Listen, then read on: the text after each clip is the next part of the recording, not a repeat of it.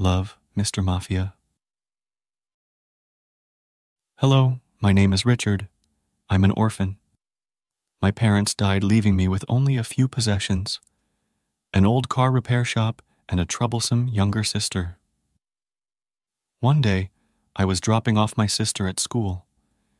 It was a prestigious institution where students were nothing short of aristocrats. They had money, gold, and a prestigious family name. They were the darlings of society. As for someone of my humble status, I couldn't afford to send my sister there. I had to accept that it was because she was much smarter than me. She managed to attend through a scholarship. As I was about to leave after dropping her off, a sleek black European car pulled up conspicuously at the school's entrance. Someone got out, opened the back door politely, and said to the occupants, "We've arrived at school, young master." A sweet-faced young man stepped out of the luxurious car, surrounded by bodyguards.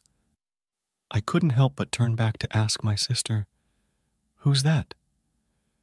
"Oh, he's the son of a mafia boss," my sister replied, but her eyes remained fixed on the charming young man.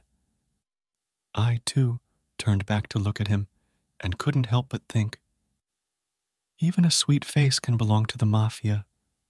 Who can you trust? I was about to close the shop, but because heavy rain began to fall, my attention was caught by a young boy sitting by the roadside next to a trash bin. I hurriedly opened my umbrella and approached him to offer some help. This is the sweet-faced mafia kid. I thought to myself as I asked him, "What are you doing here?" But the sweet-faced boy couldn't stop crying. It seemed like he didn't know how to articulate his thoughts. So, I decided to take him home first, especially since the wind was blowing fiercely and the rain was pouring heavily. After exchanging greetings and getting to know each other, my sister was surprised to see the sweet-faced boy sitting in our kitchen, wearing my clothes. It was a strange atmosphere to have one more person at our breakfast table, but it felt oddly good. Today, I reopened the car repair shop as usual. After fulfilling my kind-hearted older brother duties of sending my sister to school. "Here we are." I quickly turned back to look at where the voice came from. It turned out the voice came from a group of about 5 men dressed in black suits. Each wore sunglasses, leather shoes, and neatly tailored suits. The speaker was a tall, imposing man in a red suit, exuding an air of authority. With just one glance, I knew he must be the leader of the group. "Is there something I can help you with?" I approached and asked, "You think you can mess with my son like that? If you keep meddling with my son, you'll end up dead," he said, before walking away. I knew immediately that things were about to get complicated. After that day, the sweet-faced boy kept coming to see me every day. Sometimes he would play with my sister or help with homework. But what he often did was sit and watch me repair cars, smiling softly. Yes, now the sweet-faced boy and I are dating. The only thing I worry about is the words his father left me with that day.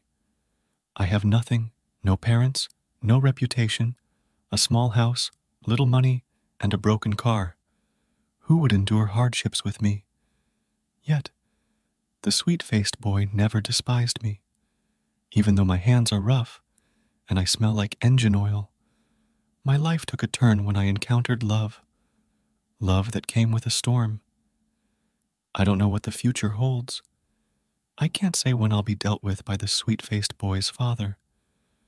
But what I can say is that it's a time to enjoy and cherish the love we both have for each other, amidst all the thoughts and uncertainties in my mind. The sweet-faced boy's words brought me back from my reverie.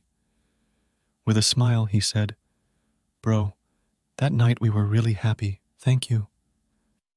After speaking, he leaned forward and gently kissed my chest. There's probably no need for many words. That night, after my sister fell asleep, the sweet-faced boy and I secretly celebrated, sharing happiness almost to the point of tears.